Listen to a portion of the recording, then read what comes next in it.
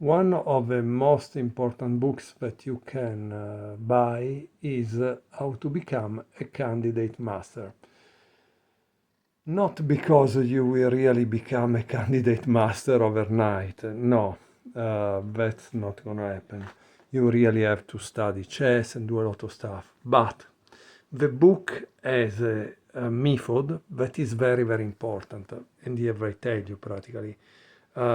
It's based on real amateur game and shows you how an average club player can proceed through the ranks. The idea is that there are like 50 games and you have to guess the move in some critical moments. That guess the move will mean that you have to calculate, find the best move, the reason behind, and that will improve your chess. Now, the format of my YouTube channel with this book review and the fact that I show you the game on the board and I ask you, pause the video and think a little. When I tell you that, do it because that will improve your chess. Also, if you don't get it right, because you will remember why you didn't get it right. So, in this case, you're going to be black, but in this case it's red, and white is your opponent. Your opponent is rated 1847, and you, I don't know what you're rated, but it's okay. It starts with c4, and here it says you have faced an English before in this book where you essayed a gambit line. This time we will explore e5. Obviously, this is a Sicilian reverse. So he plays e5. Why does he say it's a Sicilian reverse? Because the Sicilian will be e4, c5. So you see this, it's the same practically when e4, c5. Okay? Okay, knight c3, knight c6. Instead of exploring a wide open tactical line, black tries a quieter positional line. What is the tactical line? Is knight f6 and d5. Why tactical line? Because this would be the open Sicilian practically. If you notice, the two bishops are open, and here you would have a lot of theory, right? This knight c6 is probably similar to the close Sicilian. What does it mean, the close Sicilian? It means that there will be g3, that in this case is g6, and bishop g7. But let's see the game. Yeah, g3 and g6. Bishop g2, bishop g7, e3 and d6. So why d6? Because you are supporting the pawn e5 and you are freeing the diagonal. Now, the book is really a little more advanced, as you can see, because it's not explaining you the theory, the opening theory, okay? Knight g2, knight g e7, castle, castle, and here there is a3, so prevents black from playing knight b4. Here it says white finally announces his intention of a queenside pawn advance. Yes, of course, he wants to attack on the queen side. White would like to imagine he's playing this English opening like Fabiano Caruana, but there are flaws in his setup. This frequently happens in English formation. The candidate master should know how to play the black side of English. Center play to set up a kingside attack. Black's play is the standard procedure against the white setup. Forty gains time by attacking the c pawn. So, as you can see, the book is teaching you also different opening, but not with the idea of giving you an opening repertoire, with the idea that you will know what to do in the opening, because it's a fight for the center. So what does black play? Black plays bishop e6, because this is the opening. You need to take out all your pieces and possibly take them out while attacking something, so you make your opponent waste tempi. d3, queen d7, and black has finished the development because the rooks are connected. Rook b1, which is typical of English, he wants to play b4, right? And here it says, this is a wasted breath in white's queenside attack. Black could now continue with bishop h3, removing white's best piece, his fianchetto bishop, which would be one way of beginning the attack on the white king, because this knight is here. So once you're able to remove this, and I don't know, you need to have a knight on g4, so I don't know, we'll go there. Let's see, however, what happens. It says the removal of the bishop on g2 leaves the square h3 and f3 weak. Though this would be a typical way to continue the attack, black opts for a kingside pawn storm. Another good way to continue the attack, especially as white's queenside pawn action hasn't started yet. Yeah, so what does black play here and why?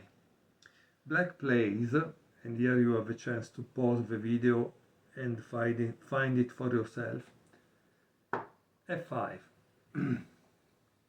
And why this is good? Because the kingside attack is a way to kill the enemy king, right? To give checkmate. While an attack on the queen side generally creates pass pawn that will give you a big material advantage at a certain point. But the material advantage is not worth it if you're able to give checkmate on the other side, right? So after f5, white plays b4, g5, as you can see, is really mobilizing all his resources. b5, knight d8. So this knight is probably returning into the game by f7 and then g5. e4, and now what would you play to continue the attack here? The move is f4, and now he's threatening a free forking two pieces, right? So that's a kind of huge problem that white needs immediately to solve. He plays f3, but after f3, obviously, black goes on g6, right? So he's bringing all the pieces to attack this castle. Okay, knight e4 is attacking here, so you have to do what? You have to defend it, h6. And now white is trying to block everything, to keep it close so your attack will not work. He plays g4. And here it says white, instead of g4, wanted to play d4, but he can't because this is hanging, okay? So there is no way to have counterplay. Why we are talking of counterplay? Because when you are attacked on one side, generally you counterplay in the center or on the other side, and that distracts your opponent, right? So in any case, he played g4. What do you play now if you are black? You will play f takes e3. Bishop takes e3.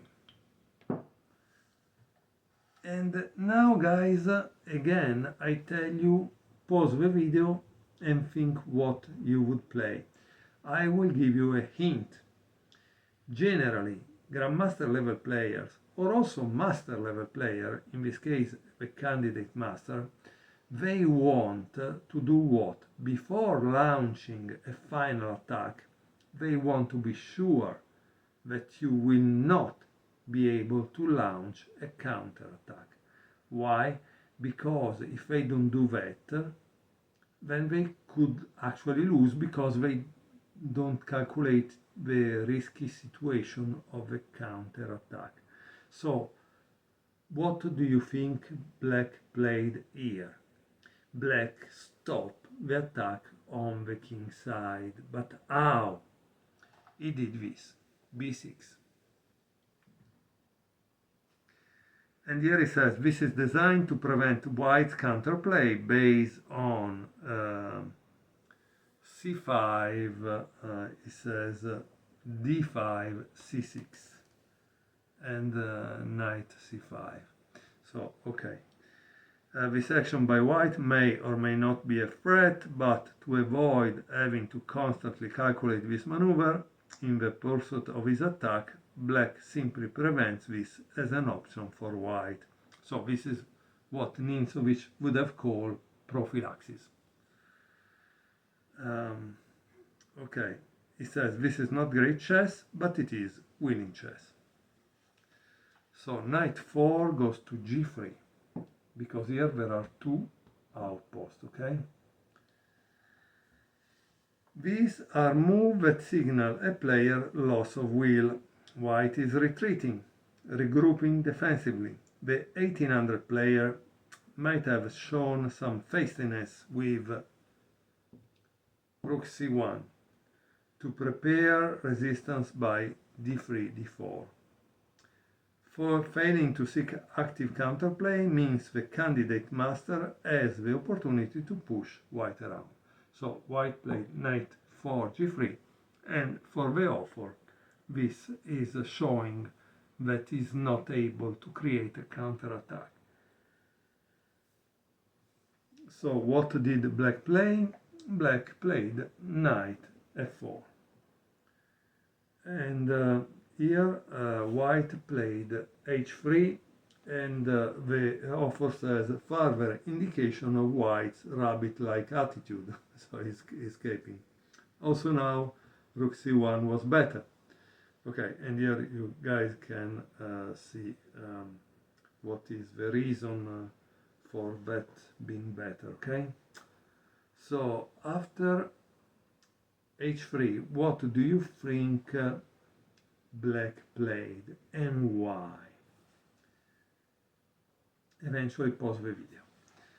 Black played knight f7, and here there is analyze 1. Where is this knight heading? So you guys must be able to tell where that knight is heading. So I hope you pause the video. This is a very important exercise. You need to pause the video and tell me, or tell yourself, where the knight is going. So the knight is going to, so it did knight d8, f7, then he will go on h8, and then he will go to g6, okay? So why he is doing this maneuver? To support the kingside attack. So if you said knight h8, g6, that's you got it right, okay? Okay, so now let's see where we continue. It's here. After knight f7, there is bishop c1, knight h8, and here there is a dubious move by white. What is the dubious move? Is knight takes f4. Here it says a further example of a defeatist attitude. Black's pieces are freed by this exchange. The bishop on g7 comes alive and the knight gains e5. Why does white allow this? because he believes he's losing, and he is losing. So yeah, this is the point. How do you retake here? You retake with this pawn because you have gained the diagonal, and what is the diagonal important? Because of d4, because you will give a check probably. So that's why. Okay, after e takes f4, is attacking this. So obviously, what do you think is the next move? Is knight e2, which says more passive play. Notice that once a certain mental set strikes a player, how most of his moves reflect that set. So for the offer, white is playing with a defeating attitude or defeated attitude. So what does black play now? We remember knight d8, f7, h8, g6, because there it doesn't do nothing, so he needs to go to attack something, right? Okay, bishop b2. Obviously you don't want to exchange the bishops, so what do? Knight e5. White plays knight d4, and here he says he plays bishop f7, which makes sense. Why? Because with bishop f7 he avoids to lose the bishop pair. But the author writes, black is still playing positional, but he could have activated his major pieces by rook a e8, knight takes e6, rook takes e6, rook e1, and rook f e8. With the advantage, the test saves the light square bishop but allows the further knight invasion. So that's why he doesn't like it. Bishop f7 because allows white to invade the enemy territory. How? With knight f5, right? Bishop g6, and of course I think you can imagine what white will do. Since he went here, he wants to take away the bishop pair, and black takes with the queen. Obviously you cannot really take with the king because otherwise this is in trouble. Okay, here it says white's spurt of activity began with knight d4, has come to a rapid end. This is always the way it should be when an opponent plays with one active piece against an active enemy army. Black has conducted the game with quiet but forward-going moves. White's moves are a potpourri of defensive and active play. Net result, white position is almost totally passive.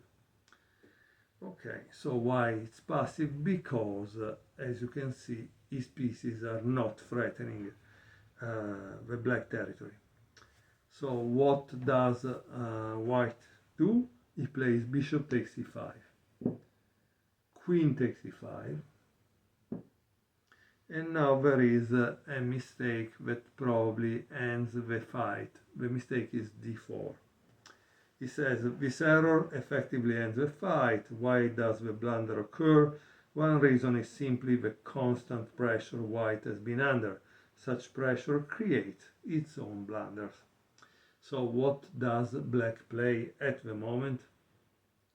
He plays queen e3, king h2, and now what do you think he did? So obviously d4 was a mistake, right? Because yes, it was attacking, but he didn't calculate that black could give a check. And once given the check, oops, he gets the rook, right? Okay. And after queen takes b1, he takes here, preventing the perpetual check and stealing a pawn. So the perpetual check obviously would be queen g6, he goes there, queen takes a6, h6, and so on. So rook e1 And now, what do you think Black played? He played Queen G7. Here it says, deducts points for over-anxiousness. The candidate master knows that such positions do not have to be rushed and should have preferred Rook E8. I'm not so sure, Rook E8. Why, you say? Because after this, sorry, Rook E8, check. Yeah, okay, yeah.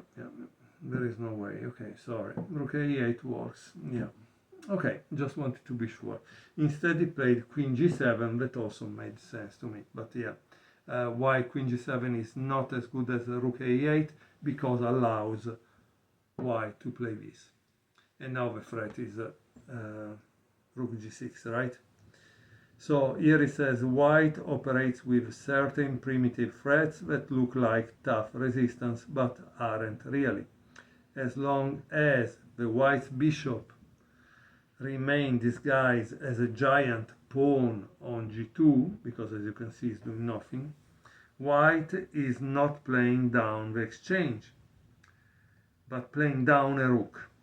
It's unlikely that White will survive, but he would have had more power of resistance if he had played bishop f1 instead of rook e6. So what do you do as black here? Try to guess. The move is rook f6. Rook takes f6 and queen takes f6. Queen e4, and now there is rook b8. As you can see, yes, it made sense to try to take control of a file because that rook would have been more active.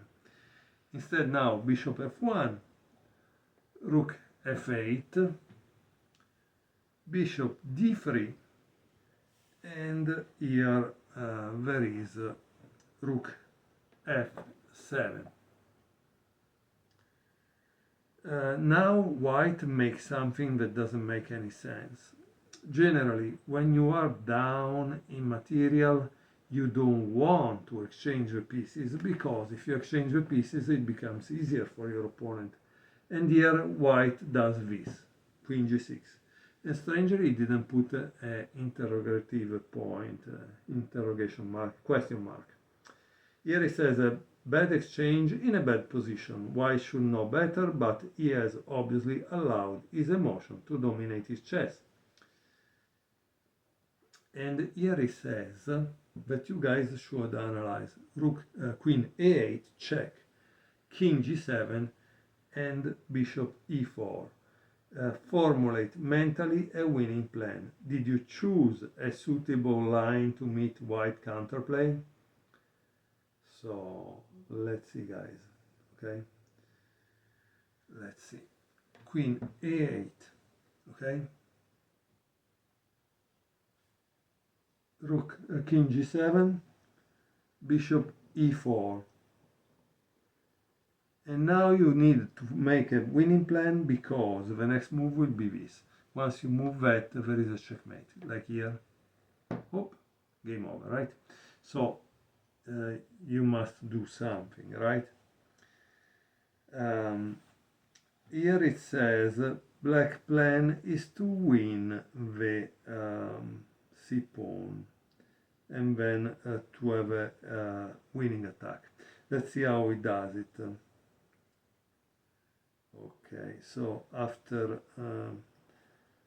that queen e8, king g7, bishop e4, there is queen b2 check, king g1, queen c1,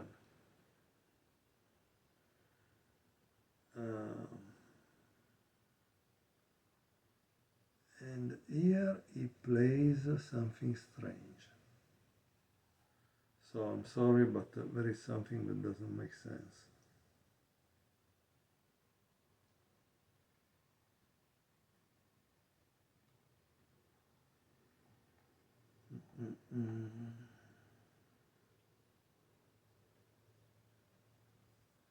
because here it says queen takes e4, but it doesn't make sense. I didn't move a queen, bishop d5. Okay, so let's see again this because it's important. Let's see, okay?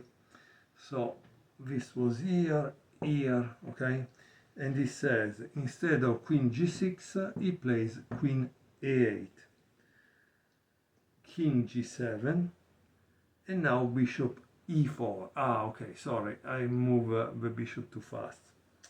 So here the plan is queen b2, king g1, queen c1, king g2, whoop, queen takes e4, bishop d5, so bishop d5 exists, queen c2, king g1, bishop, rook f8, sorry, queen b7, attacking this, but is protected, rook e8, threatening checkmate, bishop e4, and now there is a great move that is rook takes e4. He takes back with the pawn because it doesn't want to, but then there is f3 and the mate is inevitable.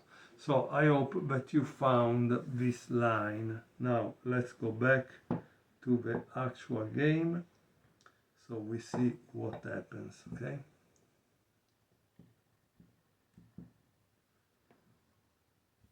And this was there, yeah. Okay, so in the game he played queen g6, but it's a bad exchange because now after you exchange the queens, how do you win against a rook? Queen takes g6, bishop takes g6, rook e7, bishop e4 blocking. And notice now, he doesn't take immediately because he wants to go near with the king. Once the king is here, he will take because the endgame is won. King g7, h4, king f6, h5, and look what happened, like I told you. Oops. Takes. And now this, and the game is over practically. King g2 and king takes e4, and white resign. So guys, I hope you enjoyed this game of how to become a candidate master. It's definitely an exercise in thinking, in calculation, and in understanding of the positional theme and the strategic plan, like the attack on the king side respect to the attack on the queen side that didn't work. So thank you very much for watching, and sorry for the mismatch of the bishop d5, my bad. Thank you again.